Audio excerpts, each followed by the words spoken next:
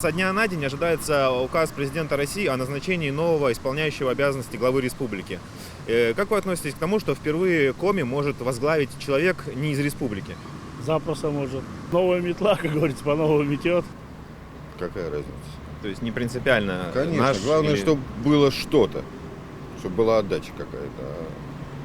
А на самом деле, какая разница, кто? Главное, чтобы был хороший человек, который что-то делал для республики. Хотелось бы, конечно, чтобы наш был земляк. А как вы думаете, у нас есть такие кандидаты в республике? Ну уж такая большая республика. Должны быть. Я считаю, что должны.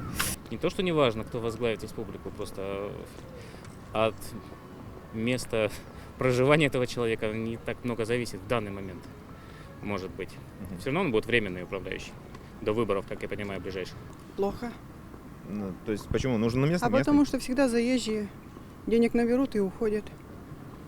То есть вы Что, считаете... не так, что ли?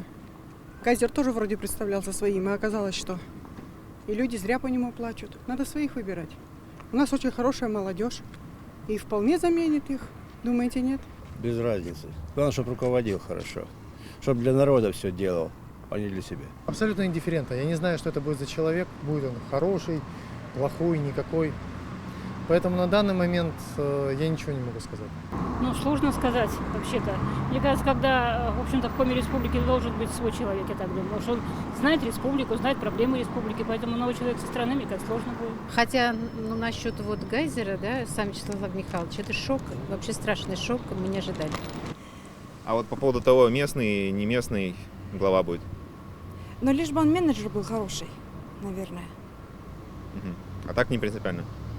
Я думаю, нет. Никак. То есть вам все равно, кто возглавит республику? Ну нет, конечно, лучше бы, если бы возглавил республику человек, который знает нашу республику. Мне кажется, что нужен местный человек. Местный? Конечно, который знает эти все края, знает, как тут все работает.